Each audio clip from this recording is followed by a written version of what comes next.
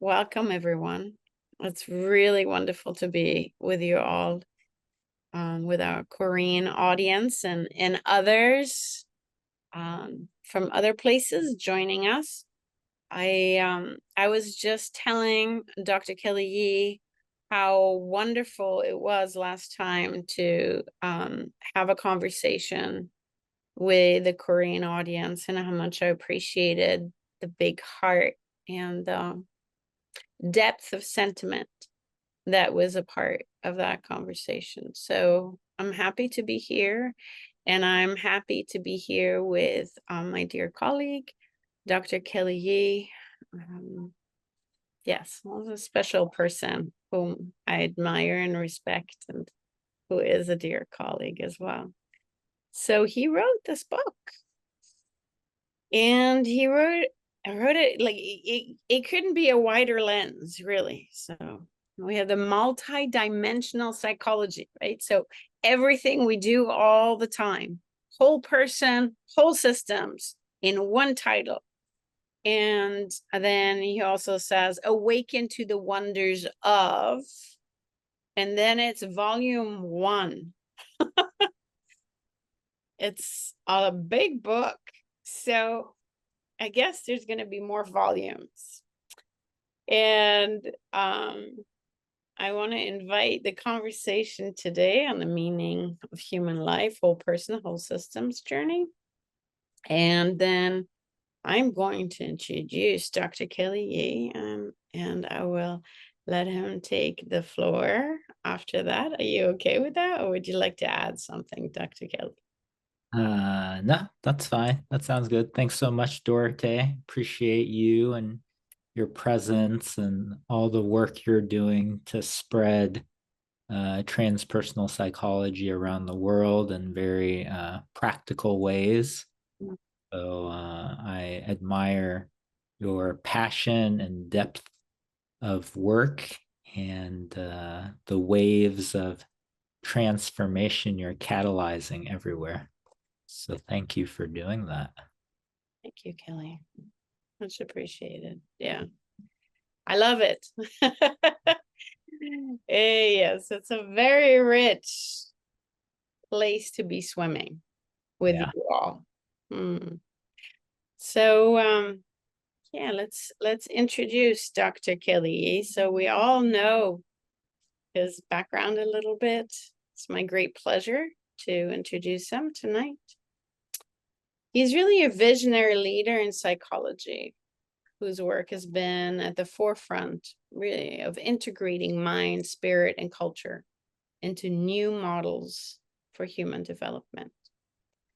Dr. Yee's background is rooted in transpersonal and in integral psychology and whole person psychology and all sorts of other systems and traditions as well that expand our understanding of human experience to include not only cognition and behavior, but also consciousness, meaning, and transformation.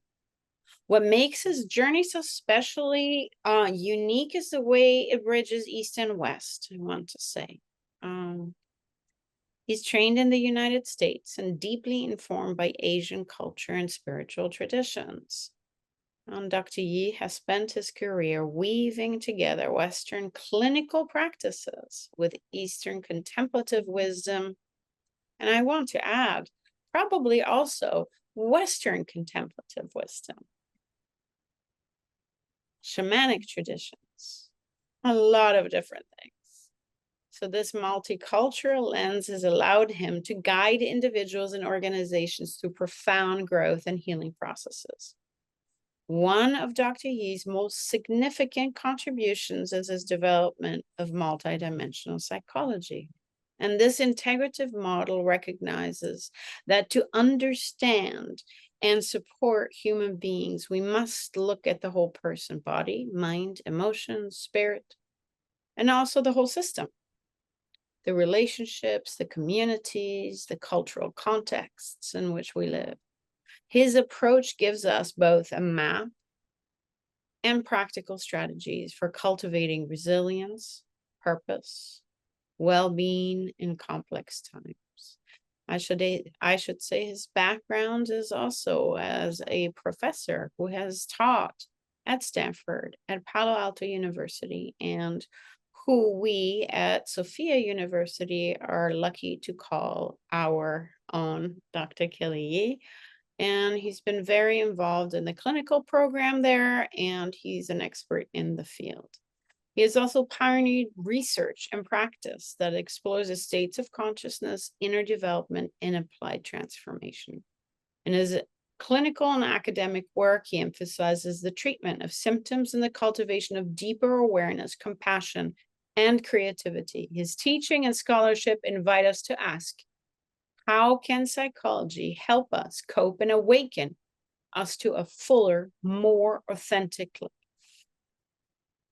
Tonight, we're fortunate to have Dr. Yi with us to share his insights, his research, his vision for the future of psychology and mental health. So please join me in welcoming Dr. Kelly Yi. Thank you, Dorothy. Who is that person you just described? He's amazing, isn't he? And did you want me to start with the lecture, or did we want to jump into those questions, just me and you kind of dialoguing? Well, I think we can, maybe you tell us a little bit something about, this multidimensional psychology and the key concepts. I can tell you what I got out of it in terms of it has dimensions, multiple dimensions. So it really is the whole person. So biological, psychological, thoughts, feelings, consciousness, social, which is unusual. I have to say that people usually wrap it either as psychology, psyche in the person, or they wrap it into the systems, meaning sociology or anthropology or wherever that goes. But you have chosen to integrate it, which again, points towards you're bridging, East and West in this way, or, high context and low context cultures where the dynamic of the group is so important. So it's impossible to separate the individual from the group. So you've taken that on. And that also means environmental, physical surroundings, and of course, higher purpose, meaning, inner guidance. So tell us more about that. Yeah, totally. Happy to. Yeah, I would say one of the primary distinctions of this kind of multidimensional model is really the primacy of our sensory systems. So if you look at, and this is from mainstream psychological science, if you look at the science behind how our sensory systems work, they're attuned to a very narrow band of, you could say, energy, right? So our eyes are attuned to a very narrow band of electromagnetic energy. And through that, our eyes and then that energy interact to create these phenomenological worlds we all live in, right? So just thinking off of that basis already, and I was just doing some couples therapy before our session, and it's very evident there very quickly that just you take two humans and there could be the same event, but those two humans could construct very radically different realities just from that same event. And there's a wonderful movie called Rashomon by Kurosawa, the Japanese filmmaker. And after, off of that phenomena, he created, there's a saying called the Rashomon effect, right? And it's when you have an event, but different people perceive that event radically differently. So if we just take that simple principle of just even two people in a couple or people in a group perceiving radically different realities, And we could think of that as different dimensions of reality, just in terms of a single individual. And we multiply that by the number of sentient beings in the cosmos, Mm. we have a radically many dimensions, right? So the multidimensional model is really, I would say, a model of honoring the complexity and really having a deep humility for the nature of existence in our cosmos. And really, it's a model of continual learning, right? Like, we're never going to be able to really deeply know all the humans on the planet. And then we multiply that by, like, I study kind of different form, like octopuses, right? They have all these sensory systems in their tentacles that we don't have. And then you have dolphins. Dolphins, they don't ever go to sleep. Both of their brain hemispheres actually alternate by sleeping and waking. So all these other species too are living in these very diverse dimensional realities. So it's really having a deep humility and a deep curiosity to learn whatever our human path is going to learn through its lifetime here on this planet. So I'd say that's, that kind of piece is a fundamental aspect of this multidimensional model. And it has more humility too. I really appreciate Wilber's integral model, but it's Mm. right. It's like, okay, let's take the integral model, and it's just like, if the cosmos is infinite and multi-dimensional, it's like you multiply that by 100 or 1,000 or 1,000,000, right? And we're just like, whoa, there's a lot out there we don't know. So it's really it's a model of not knowing, of humility, and starting from that basis, trying to learn what we need to or want to learn here in each of our human lives. Yeah. Yeah, it's beautiful. You said that. During the global conference, we were talking about something similar, and I was comparing it with the imagery of a puzzle, you know. It's Yeah. just a never-ending puzzle. Like every single one of us is a puzzle piece. Yep. And so we can never make the whole picture unless we hang out together. And we kind of have to make do for, even if we think that certain people are silly, it's part of that puzzle. And Exactly. I think sometimes that is so difficult, and you were just saying that it calls for that humility, and I think you can't explore it without that piece of humility, and then you can dive deeper in all the dimensions that you were mentioning, up, down, sideways. Yep. And then it becomes a joy, right? That's right. Then it's just endless learning, endless discovery, right? Endless insight. And really, I see it as a type of endless journey. I don't subscribe to the, final enlightenment and then it just stops, right? I think one of our teachers, right, Hamid Ali, it's like endless enlightenment, right? Like it's just an endless Yeah. process of awakening, new realizations, new shifts. So it's actually exciting then, right? It's like there's no kind of end goal or end road. It's just like, wow, whatever you want to learn, whatever you want to experience in this lifetime, and from my view, multiple lifetimes, we get to do that. Yeah. Yeah, that's very true, and I think his teaching, Hamid Ali's teaching, in that way is very positive and supportive of what you're saying, right? The humility and the thirst of learning, and um, I think it also, yeah, speaks to him because he is that curious. Yeah. Um, and, but now, is there a moment where you can feel the immensity of it all, and that's it. Yeah, that's a good question. You're asking if I ever feel that moment? Yeah.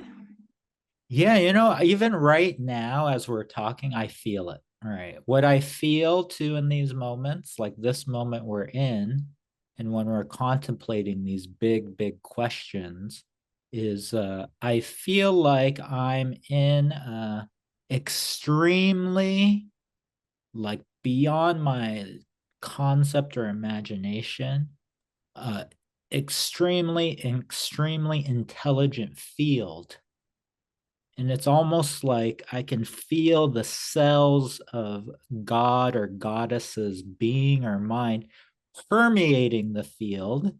And I'm one of the sentient beings in that field. And Hmm. I look out, right? And that's all I see too is just different forms of God or goddess, right? And it's a type of, and that's a type of Yes. spiritual realization, right? It's a type of flavor Hmm. existence we can participate and co-create.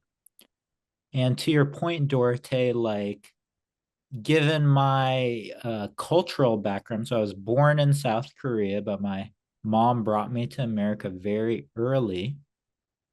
And what that did, it really created this very interesting thing for me where the assumptions people were making about reality, Mm.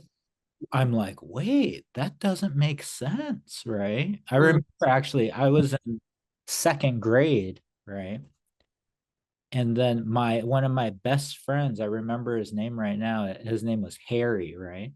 And this young, really cute black kid with a nice afro, right? He's like my best friend. I'm not seeing lens through like, oh, black, white, Asian, whatever. It's just my, friend. And I wanted him to sleep over, right? Because you have like sleepovers with your friends, right? But then, I see the reaction of my parents, right? Like, whoa, we don't know if that's like okay. And I'm just like confused, right? But eventually, my parents are like, oh, yeah, that's okay. But then his parents were like, oh, no, you can't sleep over some like Korean person's house, right? But to me, it was just puzzling. I'm like, wow, like that doesn't make sense to me, right? Especially growing up in America, I'm like, wait, like Black people are just like us in some ways, right? But then people get fixated, right? That's a good example of the opposite, lack of humility, right? We Mm. Mm. fixated on our concepts of things, Mm. and then we start participating in reality a certain way, Mm. creates social realities that maybe are quite, uh, I would say, lower on the spectrum of forms of consciousness development, right? So, Yeah. yeah, so it's interesting, and it's really one of my passions is really looking at how do culture and subcultures uh, create create social change, right? Mm. Because there's a certain gravity of culture where whenever a culture is operating from a certain I would say consciousness frequency, it creates a gravity. Either it pulls people up to that way of perceiving and participating in reality, or pulls people down.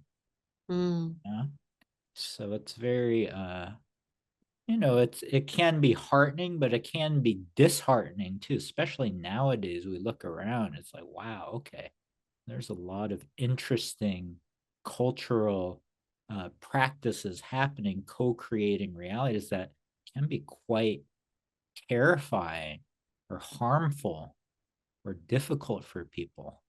Yeah. Yeah, I'm thinking about what you said with the pulling down. Hmm. I wonder if there is, okay, how to phrase this. Yeah. I think stepping into that space and not being touched by that pull down. Yep. Yep. And because of that, being able, and this is not easy, Yeah. right? By no means. Even if you can feel the wide expanse, or where whatever tradition you're from, whether it's more of a mental space where you step into it from a mental perspective, or you step into it from a heart perspective, or from the gut.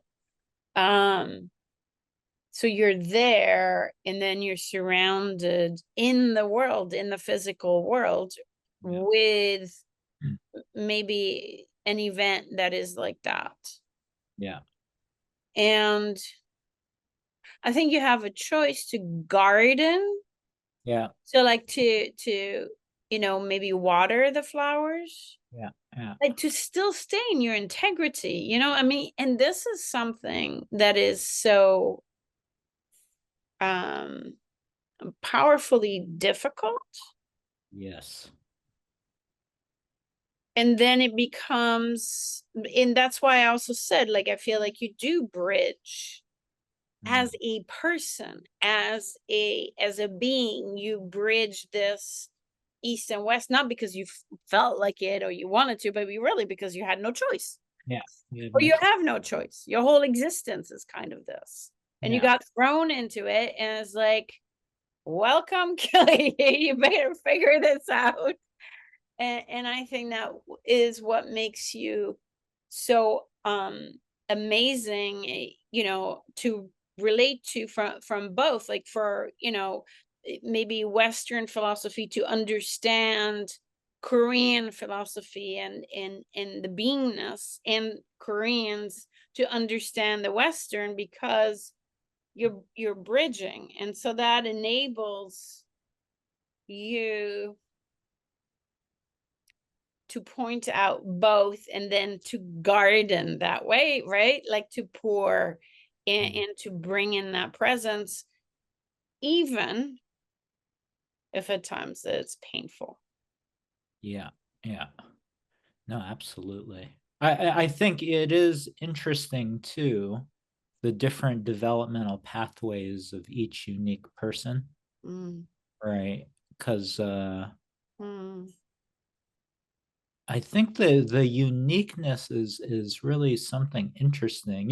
Actually, I have an interesting story. Like I've Blackpink's really like famous and they're from Korea, right? And I've heard the name, and I was like, I don't tend to be one that will just like, oh, something's popular, so I want to like get into it or something. So I kind of just ignored. I'm like, oh, this group's really famous. But then recently, I got really interested in their music, and I watched the Netflix documentary about them. And it's very interesting because if you look at each member, they actually have very unique developmental trajectories, right? Like one was born in New Zealand, and mm. she moved as a teenager to Korea to train in this kind of art, musician, singing and dancing, and this sort of school, right? That kind of trains these K-pop folks. And then another one grew up in Korea, and then I think moved to New Zealand or something like that. Another one of them is Thai, and then came over in like her teenage years, and then the other one grew up in Korea, right? But then you see this very interesting thing when you take very like diverse developmental trajectories and you bring those people together, you know, and you have them, they're like a good team. And I think that's why they became so popular, because they have this unique teamwork, and Mhm. that teamwork creates a unique energy, right? And then people are like, whoa, that energy is different, right? Like when they first came out, their energy is very different. It like captured really like the attention of humanity, really. Like I saw like videos recently, they're going all over the world, they're packing these stadiums like totally, Wow. people just adore them, right? And I was like, what is it? And it's a certain type, from my view, they're embodying their soul's gift, Yes. right? And they're synergizing that with other souls, and it's radiating this energy out. And people are like, whoa, right? They get hit with the energy of their soul force, and then people just, their attention gets attracted, right? Because people can't even really make sense of it. But and that's what I think like we need to do is like really make sense of this, that um most of contemporary psychology has no concept. I'm teaching a class on like personality theory, Mm-hmm. and you know, the mainstream textbook, there's no concept of anything really beyond environment and genes, right? It's like this very narrow band, and that narrow band is based on materialist philosophy and materialist assumptions, right? But again, right, the integral model is like, what if everyone's right and we put it all together? What does that look like, right? And like, you know, my model's like, what if there's sentience all over the universe, right? Like from my view, like from my shamanic studies, plants are sentient, right? Like, what's it like to be a tree, right? What's it like to be a Pinon Blanco, which is a Amazonian master plant, right? There's over 100 master plants and Amazonian shamanism that people can go and learn from, right? Like these Yeah. are like wise beings, right? So what if we, you know, rather than stick to our assumptions and what we think reality is, and it was hard for me too when I was studying shamanism. I'm like, I don't know if plants are conscious. Like, what about my broccoli and my spinach? Right? Or like, are they conscious? I don't know. It doesn't. You're gonna stop eating at a certain point in I'm just like, I don't know. time. But you know, the studying those traditions, then you have these anomalous transpersonal experience where you go like, Yes. wow, like maybe they are, right? And I had some of those experiences with this plant Pinot Blanco when I was in the Amazon. So yeah, it's a wondrous universe and questions, but I don't want to. You know, I want to stay with that one too Yeah. for a moment, and I'm curious as we're exploring here, you know, some of the um Korean spirit.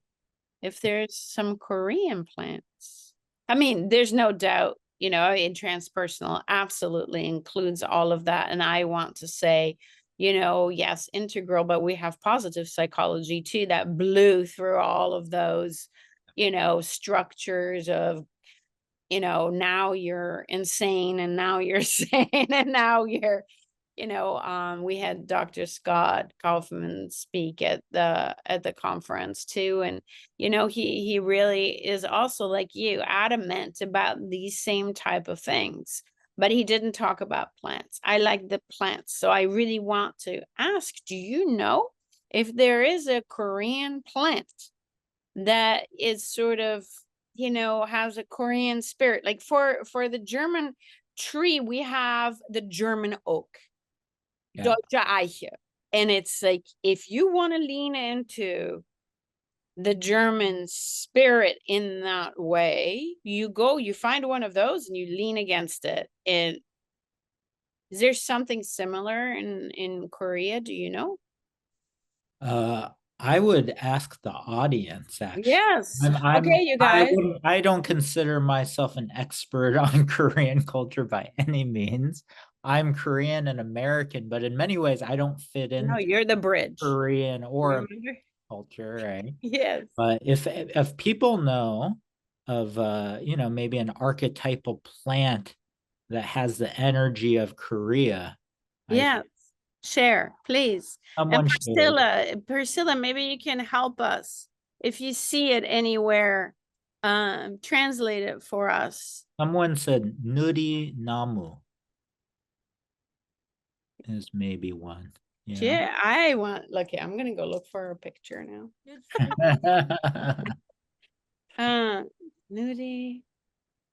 What is it called? Nudie. Nudie not. Nudie. No. You And know, it's kind of a tree. And Tree. Mm. yeah, let me check. I want to see what it looks like. Oh, Zelkova tree. Zelkova tree. And I have to say, well, and it keeps on wanting to autocorrect. I write Korean. Let's see what it comes up with. Travis mentioned Their cover tree. Chi question mark. I want an image. Chris mentioned the Zelkova tree symbolizes longevity, protection, and the central tree of a village. So Oh, I would say that's more of like an yes, that it, works, right? almost like an organizing principle. Yes. I know actually our friend Han, Yes. he lives in Andong and he talked about there's a big tree there. Oh, well, there you go. It's like, well-known tree there that everyone pays their respects to and really honors. And then Minju type something in Korean, yeah. Yeah. And the Zelkova tree often symbolizes longevity, protection, and the Okay. central tree of a village. Thank you, Chris. It's like a protector actually of the village, it sounds like. So there's Yes, something it is. about, okay. It's something about protection, isn't it? That's interesting. Maybe that could be like, similar in different cultures. And that would be again, like when we talk about, these puzzle pieces Yeah. and we think about that. And maybe for you, it's like interesting. What is an American tree?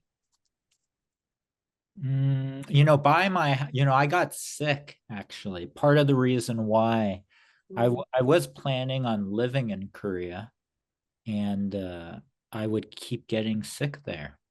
Actually, I would get ill.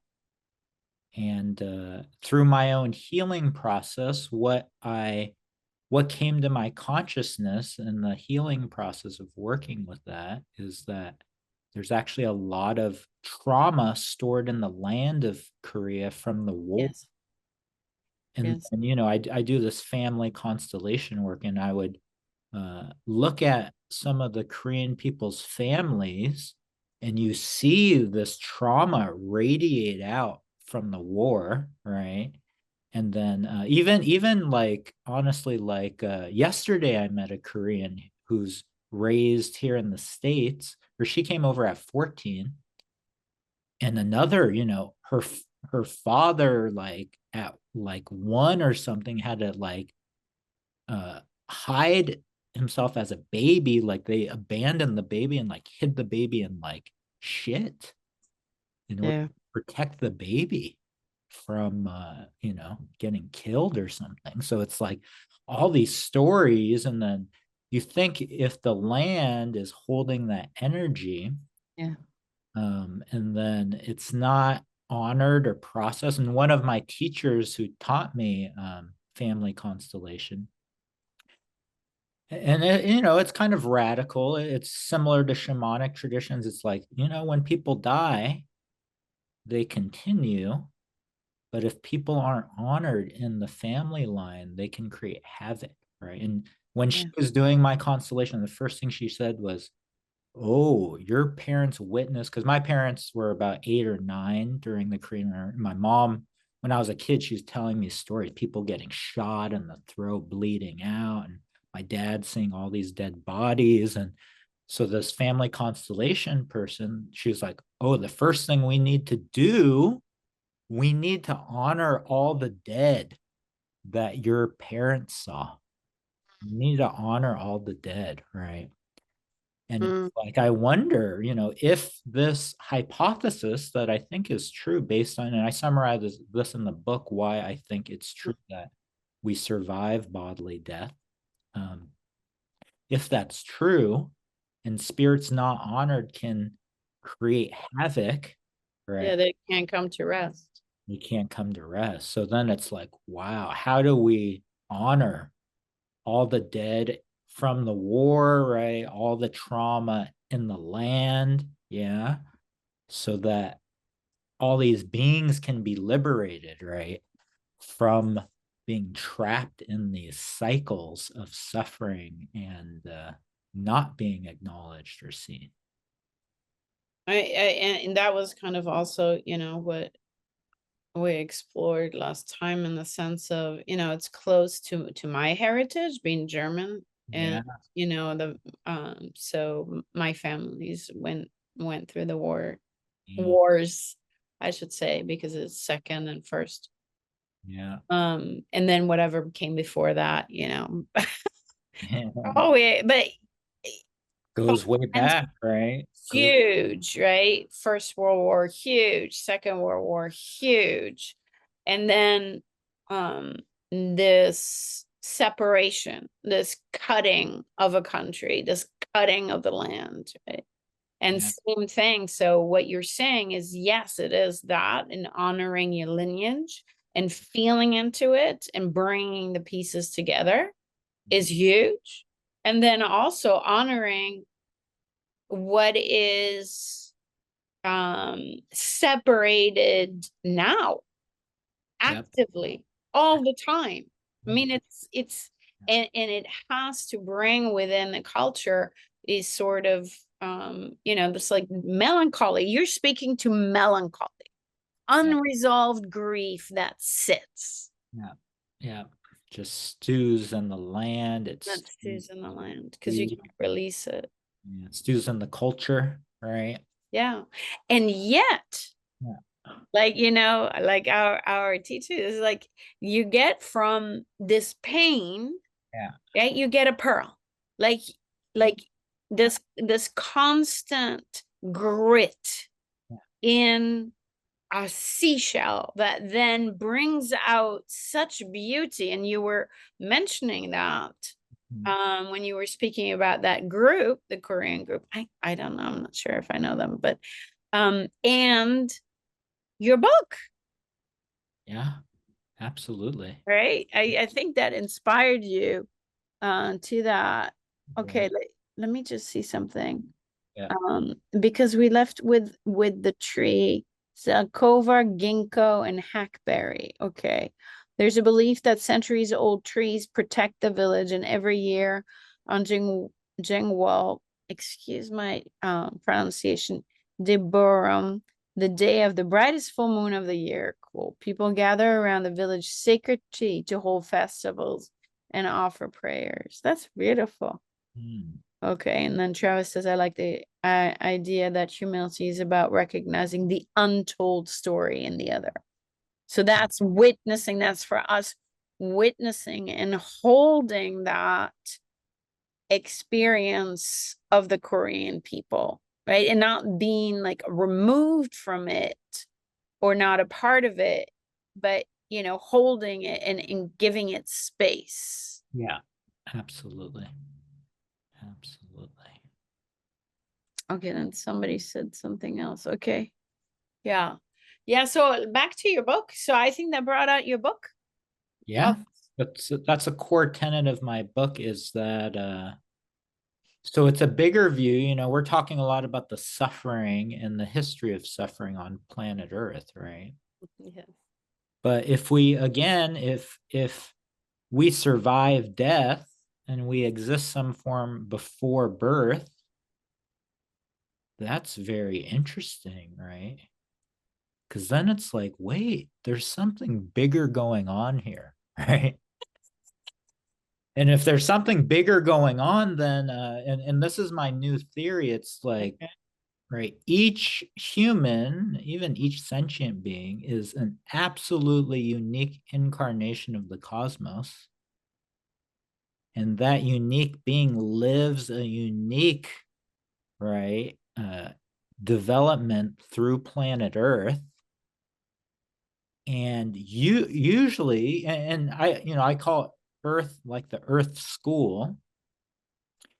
In the Earth School, suffering is mandatory. It's mandatory, Oh, right? yeah. It's not like, you ask No, anybody, ask like, anybody, welcome. it's part of the curriculum, right? Yes, yes, So if suffering's part of the curriculum, yes. why do we experience it actually, right?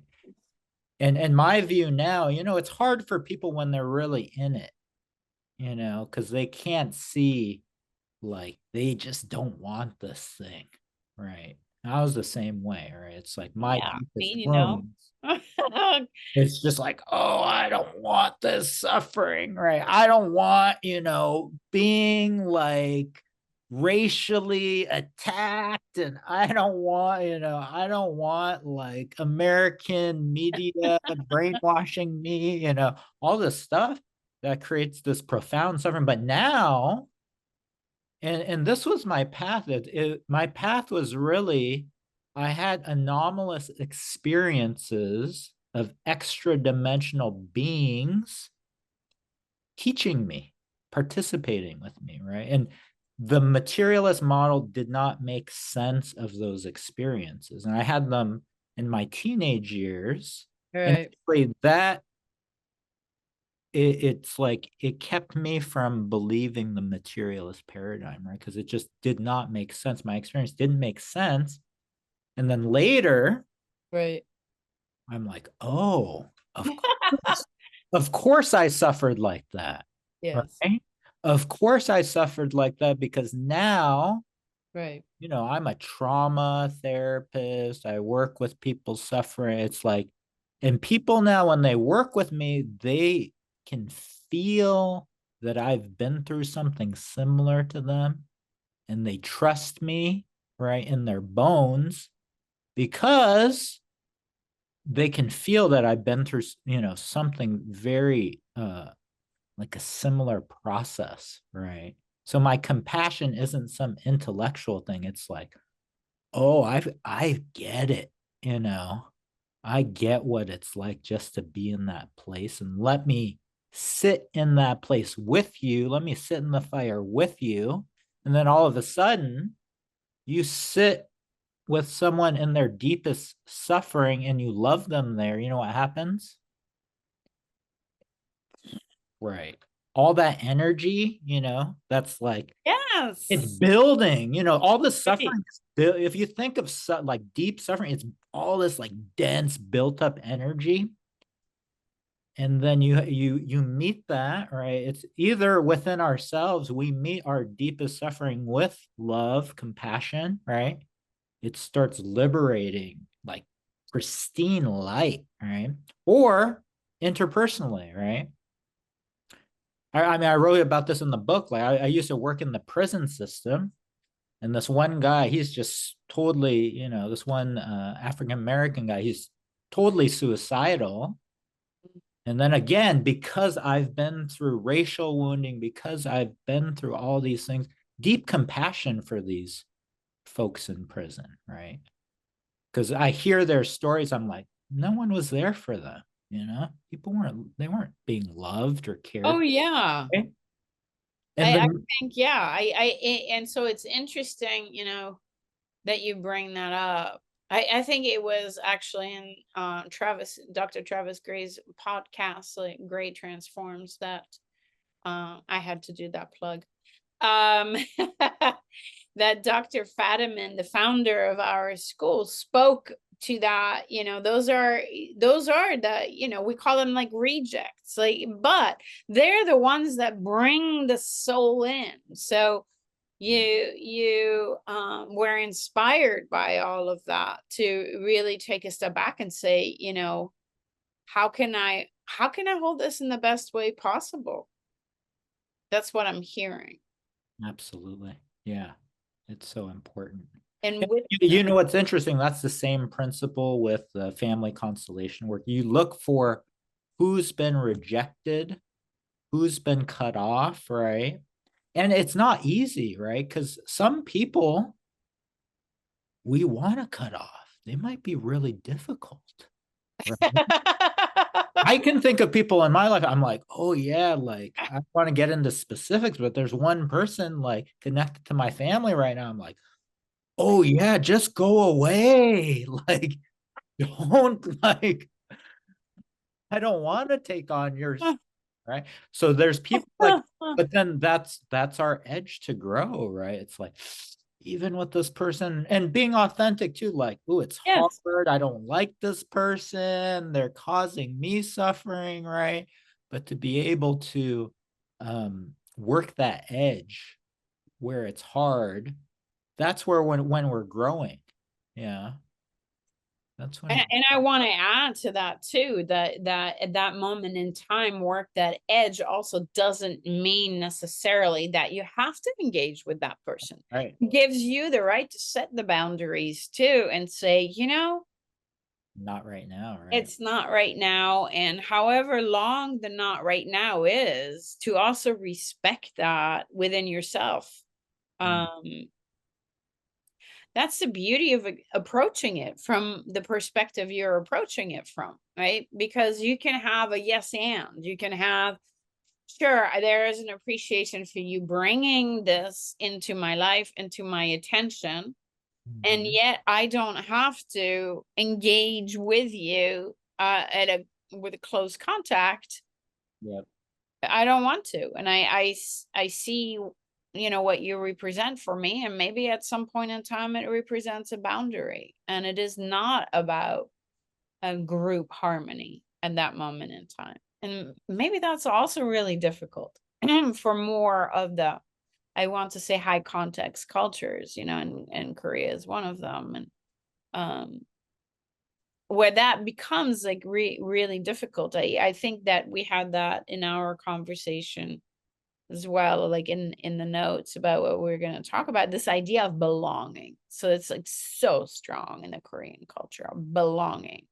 Yeah. Yeah. The pain of not belonging, or the pain of telling somebody you do not belong to me for right now. Yeah. Yeah. No, I think that's one of my views too is like how do we uh take the best from all cultures, right? And try to synthesize that. Yeah. Because I what I really appreciate actually about American culture is the sort of creative freedom Yes.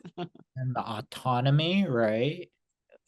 But like, what I really appreciate about a Korean culture is like when I get to Korea, I tell the story like when I get to Korea, like, oh, I feel like I'm entering a cultural organism. Yes. And people's energy bodies in Korea are Yes. really different, right? Where in Yes. America, it's like, oh, like my energy body's here, you're over there, and we're not really kind of, but in Yeah. I feel like, oh, I'm like in this one like cultural energy body, right? And there's a lot of interchange. And Yes. there's this one like Zen master that I know, and he lived in America 20 years, and he also lived in Korea over 20 years, longer than that actually. Um, and then we're talking about it, Korea versus American culture. And you mentioned this Korean concept of jung, right? Yeah. And he was saying like, like Americans, they don't have enough jung, right? But Koreans have too much junk, right? Too much, right? So, and that's one of the, so like if you don't feel cared for or something, like, come in Korea, it's like, oh, great. Like people like, Mm, really like caring in a different way. yes. But like, a lot of my Korean friends, it's like, maybe the family's too much, right? The family's too involved in their bit, too much. They want to kind of get away some, right? So Yes. it's really interesting. I think that's something, I want to learn from the Koreans too. That's why it's exciting for me uh Yes. teaching the Koreans, right? Because I'm like, oh, it's so interesting to me. Yeah. It feels different. So I always talk about, coming to the US as like pink and fluffy. And when I came back from Germany, I was there in May, it was like, wow. Like I said, the Germans are like, wow, deep. And further east you go, the deeper it gets, right? And so I was in Berlin, that was pretty deep. And we went down to Dresden, and that was even deeper. And so that sense, I was like, okay, now I know why I moved to the States. I I need a breather. But so maybe also the thought that there is a time and place for every movement in every culture, for every individual, and that you're kind of drawn to certain places so that you can have that experience. And then you learn from it, like you learning, okay, Korea, no, this is so deep a lesson for me that I need to take this in smaller bites. Yeah. And what does that mean for me? And that's huge, right? Yeah. No, absolutely. I think each country has its own cultural field, and that cultural field has a certain quality, right? As you're speaking to about Germany. Yeah. And then Travis is also sharing. I feel like we should ask if anybody has any Yeah, questions let's do for it. Let's do it. Dr. Kelly. And I'm going to read. Travis was sharing here. It took him some time to mature into being able to take on that lesson that we were talking about, of like separating out and, Yeah. watching, like saying, okay, I think saying for now is always great. It is a hard lesson to learn. Abandoning, but is it abandoning? It's just that you are reconfiguring the other that is really mirror of self. And yet, yes, it's painful. We're back at suffering. Suffering's Suffering is the suffering is where we learn the most, actually, a lot of times. yes, Yeah. yes. So Yeah. we can't just brush it aside. It doesn't work. And then it gets worse, actually. Yeah. For anybody who's tried that, tends to grow. So does anybody want to try some questions in either to raise your hand? I don't, or to write in the chat. And Priscilla, can you translate? That would be great. If there's somebody that has a question, feel free to write it in the chat or raise your hand if you want to speak, and then Priscilla will try to tell us what you mean or want to ask. Either way. Yeah, Uh, of course. Thank you, Priscilla. 질문 사항 있으신 분 있으신가요?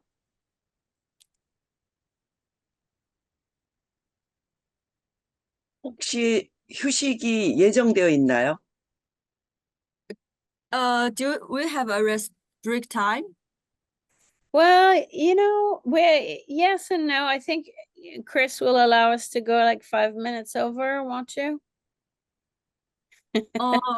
5분 정도 더 하고 좀 쉬다 할까요? 네, yeah, it's good. So if you have a question, this would be a great time. 질문 사항 있으신 분면 이번 소중한 기회에서 같이 해주시면 좋을 것 같아요.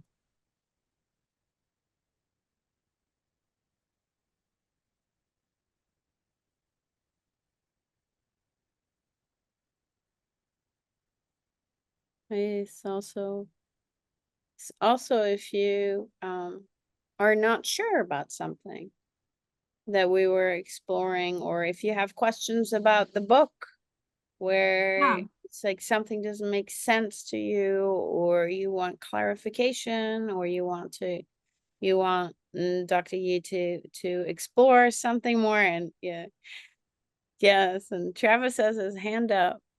Go ahead. I think you can unmute, Travis. Oh, Oh, there we go. There he is. Just trying to be a good example for others to Good. you can raise your hand in that reaction function on the bottom there. I'm interested in what you had been speaking about early on, Dr. Yi. You had been speaking about enlightenment and this ongoing expansion across life. And I don't know how familiar you are, or if you are, with Jeffrey Martin's work on fundamental well-being. Are you A little bit, a little bit? we knew each other when he was at Sophia. Right. And we talked about maybe doing some experiments together, but I didn't dive into. I know he has those different kind of stations of awakening or enlightenment, right? Yeah, he calls them locations if memory serves, and so there is like there's a certain pie chart or of locations involved when you are in enlightenment. Something I put in the chat around the time that you were mentioning that in this conversation was regarding we can have this ongoing expansion of enlightenment in our lives, but then I'm wondering if you have any thoughts around the kind of like the moment of initiation into that unfolding of enlightening processes in a person's life. Maybe it happens, and maybe it's a period of maturity. Sometimes it's a long period. For some people, it's a moment. It's a after an experience or things Yeah. like this. But it kind of like it's the wake. I in the chat I was like it's the wakening up moment. Yeah, that's interesting. From my view, I would say usually people report enlightenment type experiences when their sense of I or me shifts from the more worldly biographical ego structure to either the soul dimension or the spirit dimension, is how I understand it. And usually when that happens, their sense of I will either disidentify from the ego structure, right? Or kind of shift into the soul, shift into the spirit, something like that. And then once those kind of, I in the book, I refer to them as like, there's all these different types of organization of consciousness, right? So that's when that kind of organization of consciousness, once it shifts to the soul and spirit dimensions, it can just go deeper and deeper and deeper.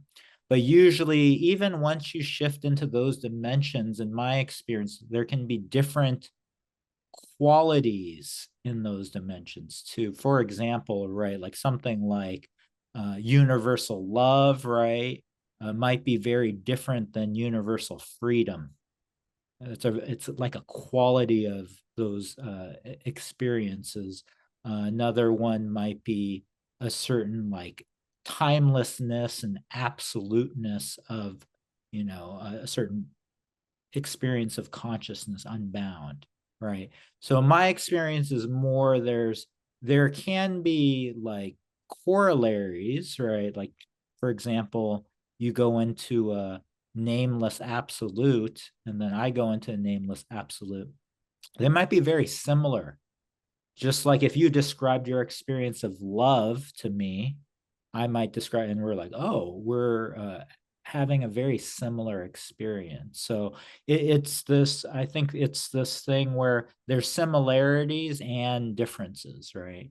And the way I think the cosmos works is each sentient being is a creative expression of the creative principle of the cosmos, right? So there's a certain creativity allowed through each particular consciousness evolution. Yeah. And that's beautifully said, like very well articulated. I do understand that ego dissolution experience kind of be that makes sense as seeming to be the seed for which most people have their kind of awakening trajectory begin. So I like all that you said there. Do you I'm not sure how exactly I'm trying to ask this, but when somebody is experiencing these new qualities of experience in their enlightening process, and they're just growing in their multi-dimensionality as an individual in community and all those things, is there like how much of that person do you encourage to participate? Are they in every moment making the decisions to move in the direction of their, a direction they're called towards, or is it less agent oriented maybe? Yeah, my view is that each soul is sovereign, right? Meaning there's a certain quality of cosmic creativity in each soul or each individual consciousness. And because of that, they get to choose however the hell they want to participate in the realities they're whether in this human life or other lives, right? Mm. And I think because of that, because there's a seed of God or goddess in everyone, and Mm-hmm. that seed is there, they have a certain sovereignty and freedom, yeah, to be kind of explore and be creative and right, like learn and turn into different things, right? Like I truly believe that like each one of us has that seed in us, and because of that, there's a profound amount of freedom, actually. I feel that it made me want to like flex Yeah. the way that you describe that. But do you see that individual as being the agent of those things then? That is what I'm hearing. I'm hearing a lot of like agency and willfulness and things. Or is it in Jeffrey Martin's work, that fundamental well-being, certain locations, now the free will of it drops like off the cliff, and becomes unnecessary, and then your world experience, the suffering and all of those things that you were talking about earlier, like that becomes a lot easier to manage if there is no will, if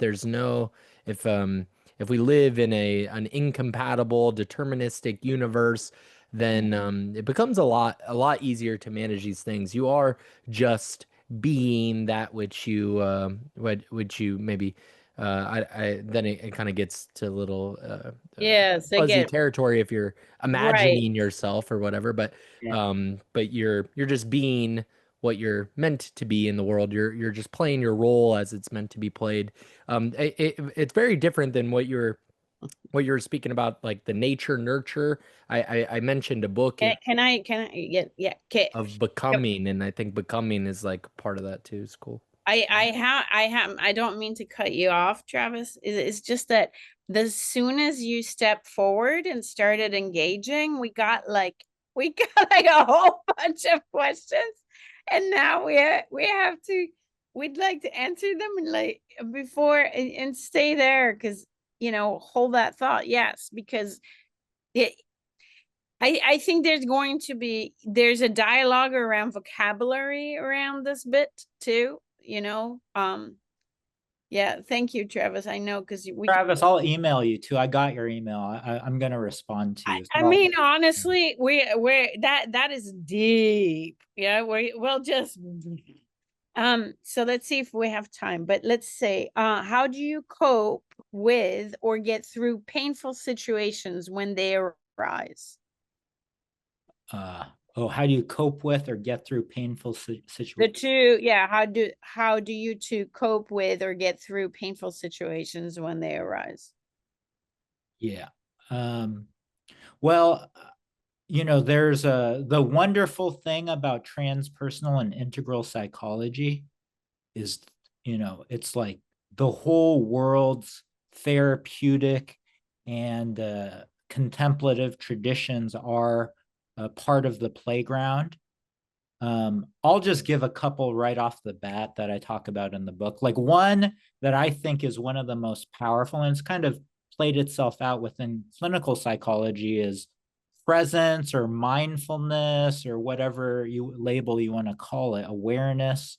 I just think in any moment, right, there's the capacity to be aware, and just dropping into presence and awareness has a sort of like therapeutic salve to it, right? And in the book, I go through a lot of I did my research on long-term mindfulness teachers and practitioners and well-being. So if you look at the chapter on mindfulness, there's a lot of practices and suggestions, certain qualities of consciousness to embody to help with painful situations. Yeah. What was this? What I fact? think it's important, right, to like be able to take, I mean, the self-awareness comes so that you can also take a step back. So you're not merged with it. And so for the person who was asking this question, it's really about finding whatever methodology is to like first get you some relief in that way to like get a step back. So that's also what and if Dr. Yi has things in his book, go get the book and Yeah. Also, I created a free workbook. It's in English. Maybe I'll try to cool. translate it into Yes, Korean. So if you go to my website, it's kellyphd.com. You great. can download that workbook, and it's trying to make the ideas very practical. So the person who is asking about the painful situations, maybe that workbook would help. And yeah, welcome to have that. Yes. But from my side, I always find it the best is to take a step back and breathe through it and let it be. And it is like family constellations is really looking at, or Gestalt, really, Gestalt therapy also does this, where you're just going into, okay, that part of me Yeah. is suffering right now. It's not all of you. It's never all of you. Just to remember that, right? So Yeah. it's like this part of me is suffering, and that's what I do. And I have then my practice to be kind to myself during that time. So, It's huge. spiritual, psychological. Okay, we went through that. What factors in today's world do you feel provide you with a sense of belonging? That's a good question. When I read that question, hear that question, to me, I would say the most important factor is our interpersonal relationships, right? And I do talk about that too, and it's in the last chapter of the book. Like I talk about like in therapy, what qualities actually lead to the best outcomes in psychotherapy, and they've done a lot of meta-analyses on this, and there's some factors that really stand out. So I would say any interpersonal relationship where there's a lot of empathy, non-possessive love, right, or unconditional positive regard, capacity for feedback, a sort of like collaborative alliance, like these sort of qualities really, from my experience, create that sense of belonging where you're like, oh, wow, this person really sees me, feels me, hears me. And then it can even be in the therapeutic relationship, it can't be reciprocal, but I propose like, oh, what if we mainstream this stuff, right? Right. And I've done so most of my adult life I've lived in or started or collaborated on intentional communities. Yeah. That's one of my passions, actually. I think finding communities that have some of these similar values they want to embody, and then starting to embody that together, especially in a like living situation or even a family, right? Wanting to embody these values. Yeah. I would say that's the most powerful thing for belonging. It's interesting that you mentioned that. Yeah, I would agree. I would definitely agree. All right, let's see. 2 questions. How do you to cope or get through? Okay, we got that. What factors in today? We got that. Do we need to become extrasensory in order to understand a multidimensional world? Ooh. So Here we go. The 5 senses, and then Yeah, actually, I talk about non-ordinary states of consciousness, right? And that was coined by Stan Groff. But really, that's very relative because what's ordinary for some people is either extrasensory or extraordinary for other people, right? So I would say all of us have some of these capacities. One example would be like mediums, right? So I'm not a medium, so I don't regularly have contact with spirits, but I've had experiences of clearly perceiving spirits, right? So that's an example where for me that's non-ordinary or extraordinary, extrasensory in a way, right? But maybe for a medium, it's pretty normal, right? And they wouldn't uh, categorize that as extrasensory or extraordinary or non-ordinary. Yeah. I love that you said that Yeah, so because I, even like people who are, very yeah, awakened, they're living in certain states of consciousness. Like, I mean, even myself, I don't propose to be like super enlightened or anything, but like daily I have psychic things happen, right? I see people's thoughts, they say them, right? Someone thinks of me, it pops up in my mind, then they text me, right? This happens like all the time. So for me, that's very ordinary. But then, before maybe that would be extrasensory or extraordinary. Yeah. so, but I think everybody has that capacity. Everybody has it. Exactly. Yeah, and so if we talk about it, then it's not such a big deal. So we have the five senses, and then we have the five inner senses, and the five inner senses is what leads us to this whole conversation. Yeah. And there's nothing, I mean, yes, because of our model of how we've lived, this is how we perceive the world in a set way. Then it becomes extrasensory. But is it really?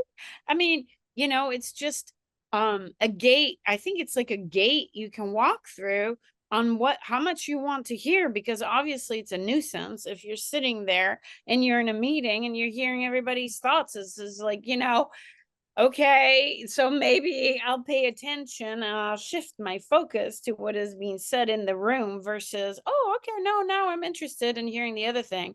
And so I think there's a way to you learn to manage it as long as you don't think it's weird. The moment you think it's weird, I think that's the piece, right? That can cause problems. Yeah. Right. And That's the problem with the kind of conventional mental health system is yes. and I saw, I interviewed a whole bunch of people in my book, almost like, 80% of the people were like afraid of being seen as crazy, right? And that's a problem, right? If That is a problem. expanding your consciousness is like where some people are afraid, oh, is some mental health practitioner going to label me as crazy?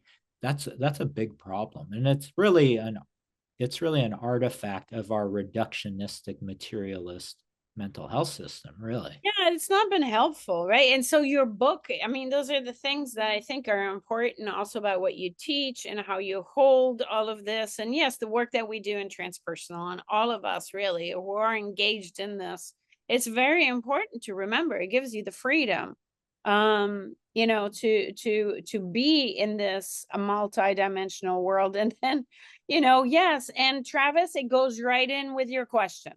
I mean, because there's so much happening, right? You let go because you're busy at just observing. And then what is it that feels like it's aligned with, something like the flow or, consciousness as such or whatever you want. Yeah.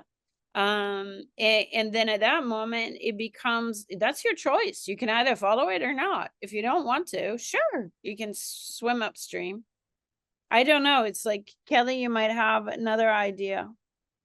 No, makes sense to I me. think we're kind of in sync about a lot of these things. I think that was do we need to become extrasensory in order to understand a multidimensional world? So do we have to? Is that the only way to do this? No, I mean, like, I think, well, I would say there's one thing of it being like theoretical, right? You could understand something theoretically. And actually, I think that's like the beginning, because then if you understand something theoretically, then the belief system is malleable enough to understand it like experientially. So I think those go kind of hand in hand. It's like, well, what sort of beliefs do you have? And are those beliefs blocking certain types of experience? Beautifully said. And then if you have a kind of, let go of those beliefs, or you have a bigger kind of belief that allows a certain type of experience, then these things can start to flow in. But otherwise, it creates almost like a filtration on experience, is my experience. We have one more last comment, and we're like way over time, but here, yeah, that Travis, Kim Minju White Wolf, I love that name. She wrote, Yeah, I also believe relationship give us a belonging, and it's very important. And at the same time, in this period, we need to learn about how to make a better relationship than before. Yeah, We need to learn. absolutely. Absolutely. I totally agree. I think that's really one of the most important things on our planet right now is, how do we have really good relationships all around, actually, right? Like friendships, intimate partnerships, families, communities, right? Like across the board, like if we just did that, all of humanity would be on a whole other level, because right now, right, there's a lot of uh not good relationships happening, and you see the chaos and the trauma, wounds, and the difficulty that causes. So yeah, I totally agree with that, Minju. I think that's really priority number one right now in a lot of ways. So well said. yeah, and thank you for bringing that up. Yeah. Yeah. Yeah, I mean, like, okay, I think we're supposed to wrap up. And I think that Priscilla is going to speak in, close it up in Korean. But before we do that, I want to really thank you so much, Dr. Kelly, for coming. And I want to invite our participants, really, like I said, to reflect on how they can apply this idea of a multi-dimensional self in their daily life. So experiment with it, see what it's like, and then write to us and be part of our community. We have these fireside chats as often as we can. And we will probably do another one with Dr. Yi in the future, and write down all your observations and come and share and explore with us. And we really enjoy having you here and hearing from you. So thank you very much, and thank you so much for being here, Kelly. Oh, thank you, Dorothy. It was really fun. I felt like I was just having fun chatting with a close friend. So thanks so much for your skill in facilitating. Yeah, thank you. Yeah.